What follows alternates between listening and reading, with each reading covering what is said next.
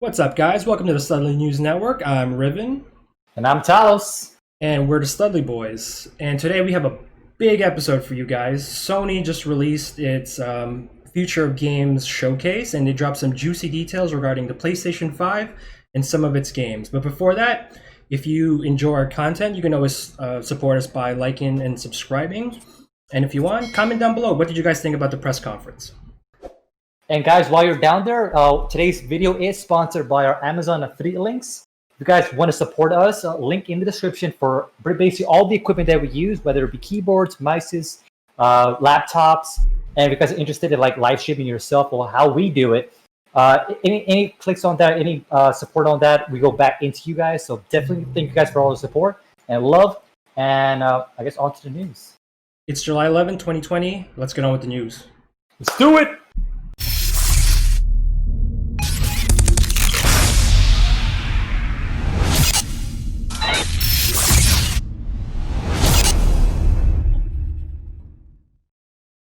Here's the official PlayStation website.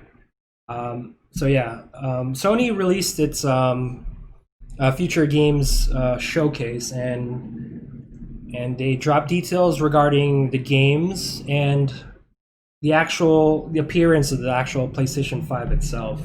So here it is. Yep. For those that didn't see it, there's two different versions. Basically, one that's purely digital with no slot for your disc, and one that actually has the disc slot. Yeah. But before we begin, so what did you think about the conference in general, the whole showcase in general? Honestly, the presentation was good. Like the one of the big cons that was that the Xbox presentation had was they showed a bunch of games, but like zero gameplay. Like I don't remember seeing any gameplay whatsoever. But this was a good variety of like showing up like indie games as well as actually showing the console itself, as well as the big AAA games as well. So it was a good variety, and I think there was a total of 26 games. We might not talk about it all, but obviously, if you guys want to check out any of this stuff we talked about, definitely check it out in the description down below. Yeah, I have to say it was really direct and to the point. Sony they didn't, there wasn't any kind of fluff or anything like that. They just showed us everything that we needed to know. Obviously they didn't go into full detail regarding the games, but they did show off what games are gonna come out for the PlayStation 5. What I really like about it is the fact that they have a brief presentation with the developers, like 5 maybe 10 seconds, and then straight into the game. Yeah. There was no like long discussion with the developers, because I remember there was when watching for the Xbox conference, there was some segments that were like kind of dragged on. I didn't feel anything was like dragged on, so the pacing was perfect, I thought. Yeah, some games they were just like cutscenes. Some games they did show off some gameplay, and I'm a little disappointed that that we didn't get like the release date for the PlayStation 5. Not to mention the price, because I know that was like one of the biggest questions regarding the PlayStation 5 was how much was it going to cost, when was it going to be released. So everything's still up in the air then. Yes. But the one thing we want to point out real quick is the Xbox and Microsoft themselves, they're also going to have their own kind of press conference similar to this in July. As Riven mentioned, they didn't talk about pricing. They didn't talk about the exact release date. All they said was, coming holiday 2020. That's all we know. Yeah. So overall, the showcase was pretty good. I wish that more games would be just like that. Just quick, short, directly to the point type stuff. And to be honest, this is probably one of the better ones that Sony did, because normally during like E3, they would show like these big like set pieces and like their orchestrated events and stuff like that. So it kind of like, I don't know, I felt more dramatic. You know what I mean? Yeah. Whereas this one, it wasn't as like elongated for no apparent reason. Yeah. Okay, so yeah, we're gonna talk about the games first, because that was like the whole meat of the press conference. So at the end of the episode, we'll talk about the actual PlayStation 5 itself. All right, let's do it. All right, the first game we're gonna cover is Marvel's Spider-Man Miles Morales. All right, so Talos, what do you think about this?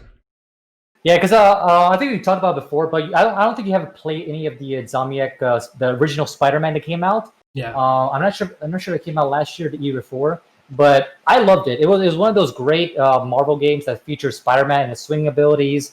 It featured a lot of the antagonists that we know, like Doctor Octavius, and I thought it was well casted in terms of the voice acting. The gameplay was good. It was immersive. Some of the side quests, admittedly, were kind of like fetch missions and stuff like that, but for the most part, it was good.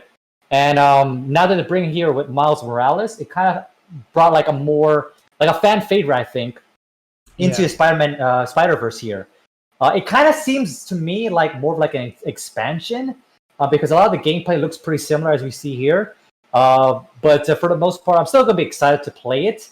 And I think it says it's coming out later, like holiday season 2020. So I believe it's a launch title for the PS5. But I'm excited to see it. Yeah, I mean, it looks good though. Judging from the gameplay, yeah, it doesn't. It looks like it's a typical Spider-Man. I mean, I feel like the games haven't really deviated from the same formula of being swinging around in an open world New York City. So well, the thing is, though, I'm not sure if you played other earlier Spider-Man games and stuff like that, but some of these swinging mechanics are not that good. I believe there was a game I believe that came out 2006, and that is one of the better earlier Spider-Man games. And what is it called? They kind of remastered it in a way with the original Spider-Man game that came out last year. Yeah. And they're kind of bringing that back here with Miles Morales. And the more I'm curious about is like if it's going to be more of like a alternate reality or alternate universe, or if it takes place in the same universe as Peter Parker. Because obviously, if you watched the Into the Spider-Verse movie, that came out last year, or I think it was last year, maybe 2 years ago. Like it's like a totally different alternate reality because basically Peter Parker actually dies, and that's what Miles Morales takes over the mantle of the new Spider-Man. Okay. That's kind of like the original story, but of course, Into the Spider-Verse kind of brought in like a different, I guess, feel for that. Yeah. So that's what I'm thinking. It's like it takes place in alternate reality, alternate universe. But it still has the portrayal of Spider-Man, but under Miles Morales. Yeah. It looks good though. Looks good. Yeah, so I'm excited. We'll definitely check it out. All right, so the next game we're going to be talking about is my personal favorite. I'm a big fan of this. Is Gran Turismo 7. Now we kind of talked about this in our news article where there was actually a leak tweet that came out, kind of announcing Gran Turismo 7. Yeah. So it wasn't really too much of a surprise when we saw some gameplay for it. Now, what's crazy about this is Gran Turismo 6 originally came out in 2013. So this is actually a while before it came out. PS4 did come out with something called Gran Turismo Sport, but it's not like a numbered title. So that's kind of interesting. So the fact that coming out with a brand new Gran Turismo 7, there was some gameplay with it. But they kind of show like overall map. I'm not sure if you can show like a screen cap of that, Riven. Okay, yeah. So this is like the overall map right here. So it shows championship. It shows a school, which I imagine is for like if you want to go into like certain tutorials and challenges. GT World seems like more like if you want to battle with other players online. Missions, of course, is the various missions. Brand Central, I believe that's if you can buy cars. I don't know about this GT Cafe. I guess that's more like a discussion things with other players. Yeah. But the one thing I was kind of hoping for to see is more like a career mode where you start out as like a brand new racer, because that's what Forza has, where you start as like a brand new racer. You're trying to I guess go up in the ranks, like more like a single player campaign. That I kind of wanted to see, but I don't see it here, which is unfortunate. However, I'm a big car enthusiast and car fan, so I'll definitely still be picking another playing with some friends. Obviously, from what I saw briefly, they're bringing some classic cars in there. They're bringing some modern cars, some tuning cars, I would imagine. But it looks. But the thing is, though, a lot of the Gran Turismo games do look amazing. That's what they do best is getting that simulating type style and the environments and the landscapes. It's always been beautiful. Yeah. All right. One of the surprising announcements in the press conference was a new Ratchet and Clank game. Oh yes. What do you think about this? This is one of those series that it kind of dates back all the way to 2002, believe it or not. Yeah, back in the PlayStation 2 era. Yeah, definitely. And they have a long array of different games, and they're finally bringing it back. We think it's not really a direct sequel. If anything, it's going to be like kind of a reimagining of, because they had a reimagining game back in 2016 as well. Yeah. So that's what I'm thinking. That's like a reimagining of the original formula. And some of the gameplay on it looks fantastic. What do you think, Riven? As you can see here, they incorporated some sort of like time rift type stuff that it looks like you'll be traveling from different dimensions and different timelines. Correct. Like you see here in the trailer, like he's opening up like rifts into like different worlds. Going through different portals. Like it sort of kind of reminds, if anyone here has played BioShock, it's kind of BioShock Infinite. It kind of reminded me of little elements from that game. Yep, and it makes kind of sense too because they're probably going to try to revisit some of the earlier worlds and earlier games, and like kind of the word says, reimagining of the original timeline. Yeah, and I'm not sure if that's what the main. I don't think they showcase any of the main villains of like how he's able to do this or anything like that. But the one thing that kind of got me by surprise is this new Ratchet female-looking character at the very end of this trailer. Yeah. And judging from the audience that was watching the live stream with us, there's a few people that were hyped for it. So obviously there's fans out there for Ratchet and Clank. Yeah. Here we go. Yeah, right here. There she is. Yeah. So that kind of brings in. I wonder if they're gonna incorporate some like multiplayer with her. That'd be kind of interesting, like a co-op type, online co-op style. That would be interesting. Yeah, and they're not showing it off here, but they did show off like some of the gameplay, and he was using those rifts that he opens up as like a way of teleporting around the map. So that was kind of cool.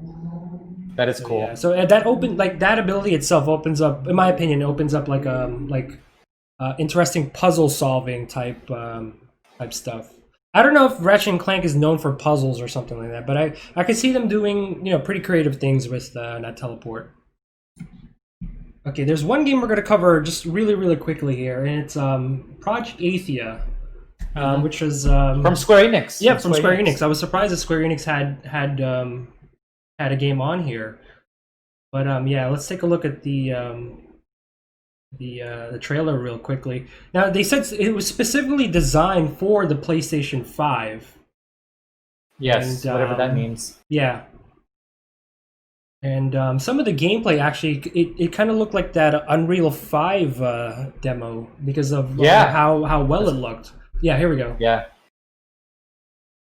Is it the same game? I don't know. It's not the same game. It's not the same game. The gameplay does look very reminiscent of it for sure. Yeah. It's very, very pretty. Yeah, it's definitely a gorgeous game. Yeah. But this is more like a teaser. There is no gameplay shown for it. But some of the enemies and like architecture and environments that they showcased on here looks very, very beautiful. Here we go, designed for the PlayStation 5. So yeah, that should be interesting. Working title, so that might not be the final title. All right, next one, Stray. This one was a pretty interesting one. Yep, it's a teaser trailer. Yeah. So it was kind of giving me like someone mentioned it in our chat. It was sort of like WALL-E type vibes. It's like a civilization of robots, and it looks like you take the role of like this cat or something like that. Yeah, stray cat. Yeah. Rest in peace, humans. You see in the picture in the background. Yeah, so it looks like humans are like, I guess, gone from this world. Yeah. So it's sort of like. Is it like WALL-E? But it's what I mean, right? It's like the world is inhabited by robots. Yeah, I guess after the the complete disarray of humans. Yeah.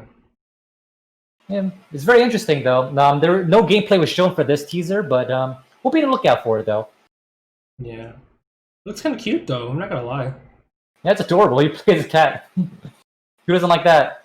I mean, it's an interesting point of view. You know, like if you get to explore the world around as a cat, you know, it's there's a lot of like sort of platforming, exploration type stuff that they can explore here. So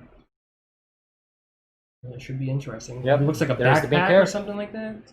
Yeah, I know, right? It's so cute. All right, so this one is Returnal. This one looks kind of interesting. Yeah, it's also going to be an exclusive as well. The one thing I was kind of feeling from this game, it had like that kind of Dead Space, Death Stranded vibe to it, especially some of the enemies you encounter and the worlds you see. Yeah, graphically, it does kind of look like Death Stranding, right? I mean, maybe like a more toned down version of it, but yeah, it certainly has the same sort of vibe.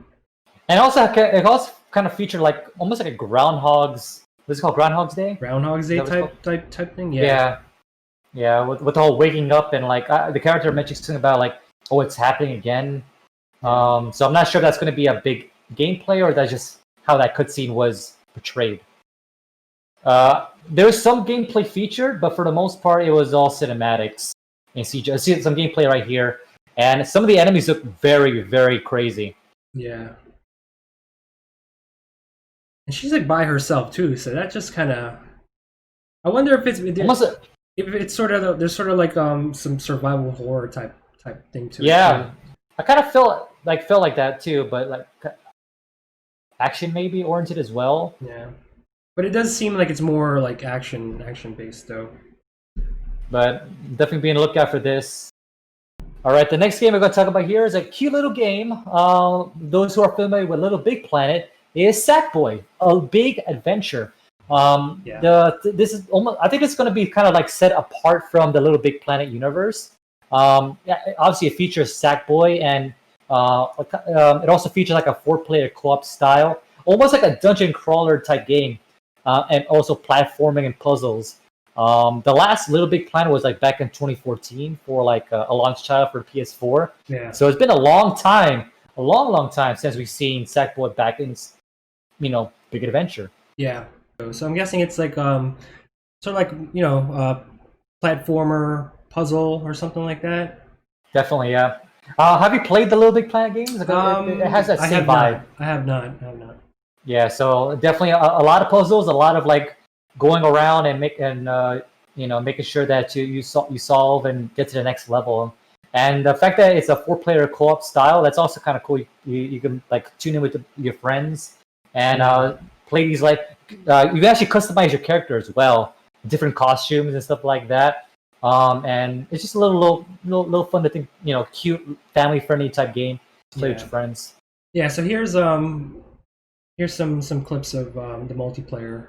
But since we haven't seen this game in a while, I'm very excited to kind of like see that. Also, people that were tuning into our live streams, they're also pretty excited for this too. Like it's nice to see like a fan favorite from the PlayStation universe come back, because this is also going to be an exclusive title for PlayStation. Yeah. Let's take a look at Kena Bridge of Spirits. This one looks kind of interesting. It's almost cutesy as well. Yeah, it almost feels like Zelda almost, if you're into that style of gameplay. Yeah. It's definitely one of the more prettier looking ones that they showcased. Yeah, so you see here you have. I mean, you got that same kind of like bow and arrow style from like Zelda. You were saying. Yeah. They might have magic as well involved. Something about the game, it makes me feel like I've seen it before. Like I feel like this is something I've already seen before. Like this universe for some reason. Like it was possibly a remake or something, or like a sequel or something like that. Yeah, this is the first I've heard of it. Yeah, here we go. Here's some gameplay. Some gameplay of it, yeah. Transversing, kind of platforming as well. Mm-hmm. Yeah, it almost like I think you mentioned in the stream. It almost feels like Pikmin almost. You know, like you have like control like You control, yeah, you control these little like I don't know these creatures. I don't know what they're called. Yeah. So I'm guessing you can use them for like some sort of puzzle solving or even combat. Look at that. Yeah, combat. Yeah, wow. Okay. The game looks really pretty though.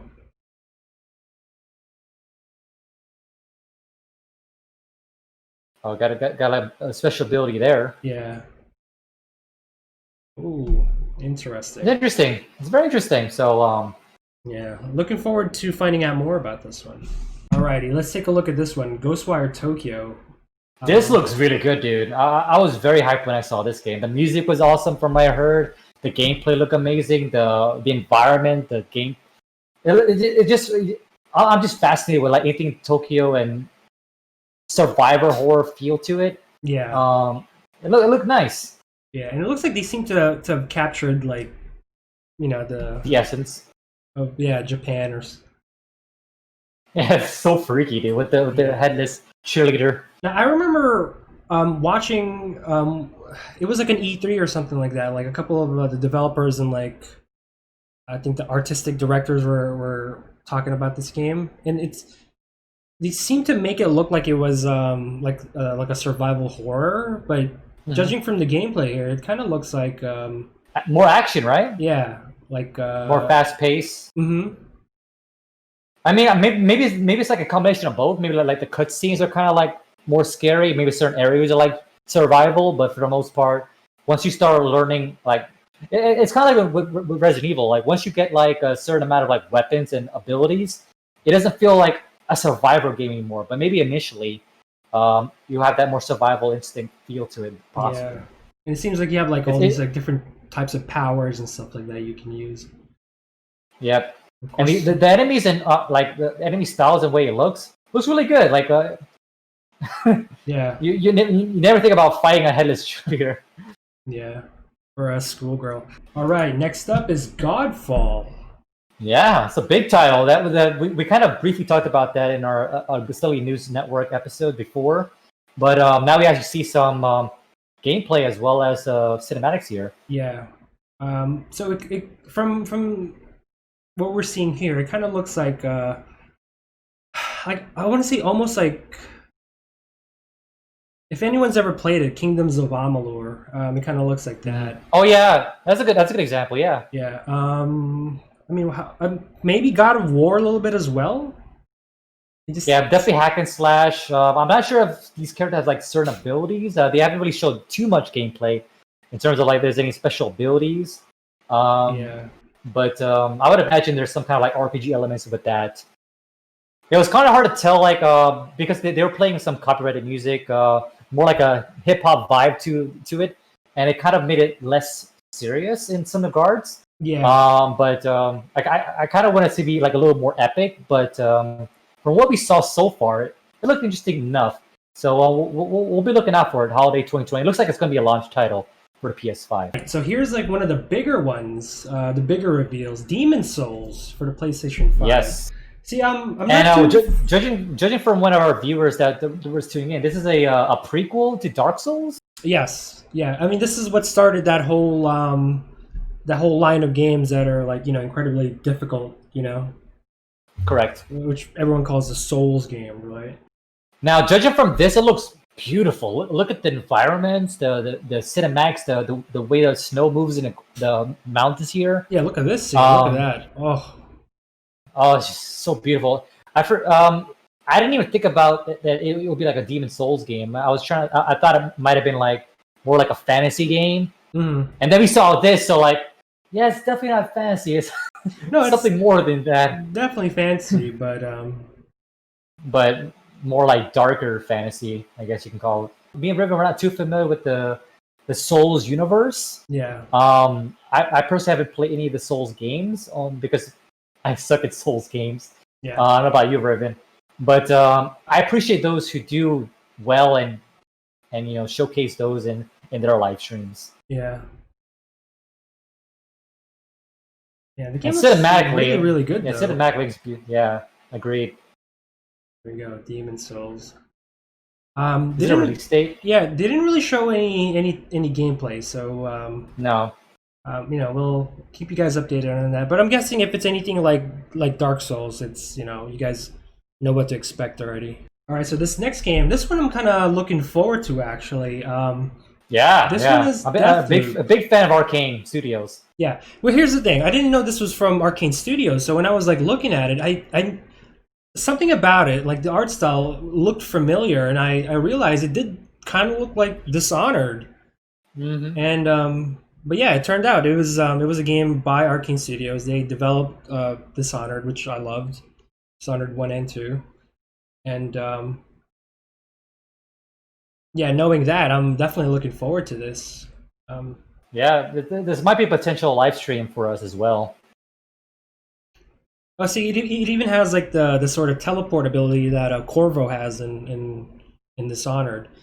And of course, like the gameplay is pretty similar. It's like stealth based. You have powers. Yeah, Dishonored is like sort of like steampunk, where this one is kind of more modern looking. The art style is very unique. Yeah, it was definitely giving me Dishonored vibes. I knew it felt familiar. So this one is something that's definitely on my radar now.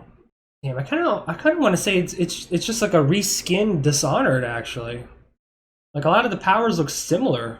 Is there multiple characters or something you can play as?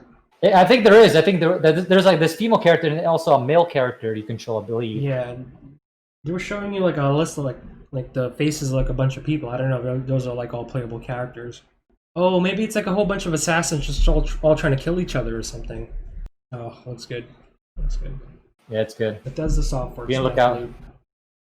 So Bethesda's kind of stepping up a little bit. We'll see how this goes. Yeah.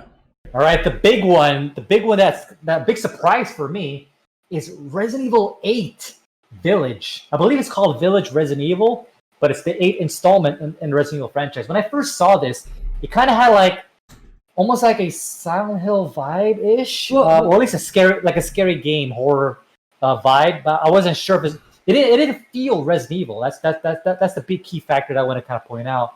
Like, I don't know about you, but did it feel Resident Evil to you when you saw this? Well, to be honest with you, at first, no.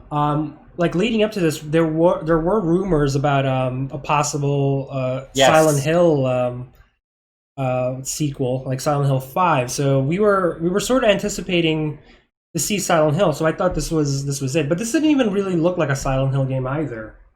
Mm-hmm. As you watch more of it, yes. Yeah, in terms of appearance, it certainly takes like some cues from Resident Evil 7. Yes, Biohazard. Yep. Yeah. And I'm very excited for that's what I really like about the later Resident Evils. They're kind of going back to the roots, more like survival horror, because it kind of got more actiony and more, I don't know, like basically more action packed, and more shooter style. But I like the fact that going back to the roots, and I'm very curious to see if they're gonna go back to like doing the VR stuff, because that's what got me with Resident Evil 7 is the VR action. Yeah. So if they bring back VR with this game, dude, we're totally playing this game. There's one thing I want to point out. I feel like Resident Evil started off as like a zombie thing, and it's sort of progressed to something more than that.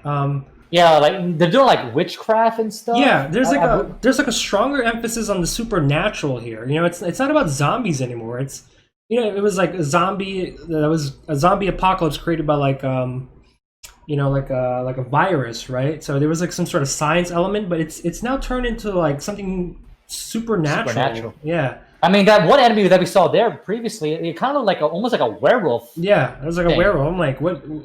Because we're gonna see vampires next? Like, what's going on here?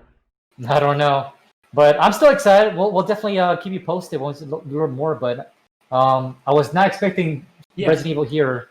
And this guy's apparently his name was Chris. I don't know if it's Chris Redfield or has any relationship with him, or it's like a different Chris. But wow, that was pretty crazy. Quite a shock. But yep, 2021. All right, next up is Pragmata. Dude, when I first saw this, it kind of had that like Death Stranded feel, because obviously the environments look kind of dark and ominous. Yeah. It kind of looked like one of the final worlds in Death Stranded. The I guess protagonists here, and some of the some of the vibes that I was getting from it, from the animations and cutscenes, Yeah, it felt very Death Stranded. yeah, yeah. Like the tech, the way like his suit looks, kind of. Mm. I was nearly expecting him to take off his mask, and it was like Norman Reedus or something. Yeah, exactly right. Well, if you look at here, like the girl, they actually went to the moon apparently, and the girl didn't look like she needed air. So, Well, the girl's not wearing any I don't know. protection, but he is though. So it's It kind of throws up some. So I mean, she might be a machine from what I saw from her eyes. Yeah, possibly. Yeah. Yeah, but like I said, there's no gameplay much for it. We don't know what the hell the story is right now. So very, very intriguing, very interesting to see it once we learn more about it. But it definitely had that Death Stranded vibe. It says developed by Capcom. That's all we know. Oh, Capcom. Ooh, well, okay. Upon its reveal, Pragmata was compared to the works of game designer Hideo Kojima. Specifically, yeah, like I said, specifically Death Stranded. But I don't think it's made by Kojima though. Yeah. But it definitely has that vibe like we were talking about. Yeah. The next game, this was a big surprise to me. I was not expecting this at all. I don't know about you, Riven, but Horizon 2, The Forbidden West. Did you expect a sequel for Horizon Zero Dawn at all? Honestly, no. But I was, I don't know. I think it was you who told me that there was supposed to be like rumors going around that there was that they're working on sequel. I didn't really believe it though. When I first saw this, I was like, I wasn't immediately thinking Horizon. I was thinking like a brand new IP, possibly. I don't know. Well, like, what were your initial thoughts? Yeah, I'm the same way. I wasn't expecting Horizon. It didn't look like Horizon at all until we saw, this. Yeah. Ooh, Aloy. And now I played a little bit of the first Horizon Zero Dawn. Same, me too. So I pretty much know what the premise is here. I'm not gonna say anything. I don't want to like ruin it for anyone who hasn't played it yet. But yeah, I pretty much know like the premise, and never got to finish it. I'd like to finish it now, just to get ready for for the sequel. And look at the shot; it's so beautiful, right? So beautiful. Yeah, we're not playing any audio for any of these trailers, but I'm assuming that they brought back Ashley Birch to play Aloy. Correct. Look at that shot. I know, dude. It looks amazing, right? Oh my. Yeah, as of right now, there's no release date for this, but we assume that's going to arrive sometime in 2021. Yeah. And of course, I assume the gameplay, they're going to retain the same open world gameplay of, It does feel like that. It does feel like that. But from what I saw from the environments, it's going to be more than just one location, because that was the big one with the first game. It all took place in one world, right? Yeah. One area. I saw like a desert area. I saw like kind of like a more foresty area. I saw like a snow environment area. But obviously, I never finished the first game. Same with Riven. So I don't know the full extent of it. But this might be a potential live stream that we do before the sequel comes out. So if you haven't already, be sure to follow us on Twitch. And we have links in the description for you guys, as well as all of the links for all the channels you see here as well in the description for you guys to check out. Yeah. Really looking forward to this one, and yeah, if we can possibly live stream the first one, that's a great idea. All right, guys. I was kind of expecting that to be the end of the PS5, the future of gaming, but behold, they just revealed what the console finally looks like. Yes. And I was not expecting them to actually reveal what the console looks like. I don't know about you, Riven. Personally, for me, like I'm a big it looks amazing. It looks futuristic. It looks sleek. Looks sexy.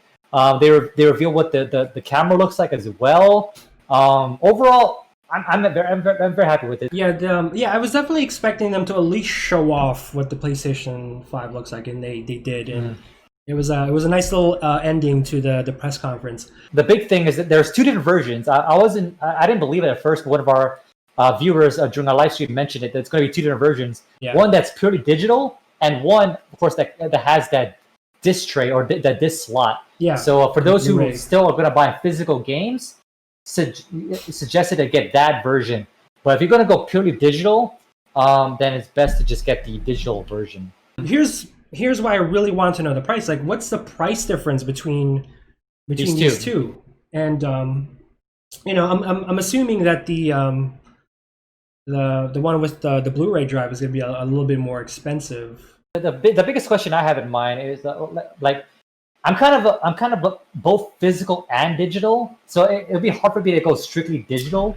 But I like the digital look of it because it does look skinnier, look more sleeker. Mm-hmm. But I don't know if how often I'll be buying physical copies. You know what I mean? Like a couple of my games that I purchased recently, they're all still physical, and not to mention if you plan on picking up like a digital deluxe edition, right, or a collector's edition, it's definitely going to come in some sort of steel bookcase or something. Here's what I want to know as well. If they're saying that the PlayStation 5, like the PlayStation 5's backwards compatibility, how would you play backwards compatible games with the PlayStation Digital? Well, those who bought like games from the PS4 store, maybe. Yeah. But I'm saying if I wanted to, say I wanted to play the Final Fantasy VII remake, I have the actual Blu-ray of it. Disc. Yeah. So and if I have the digital edition, right? You probably can't play it. Yeah, probably wouldn't be able to play it. So that's like another thing you got to consider. But the backwards compatibility.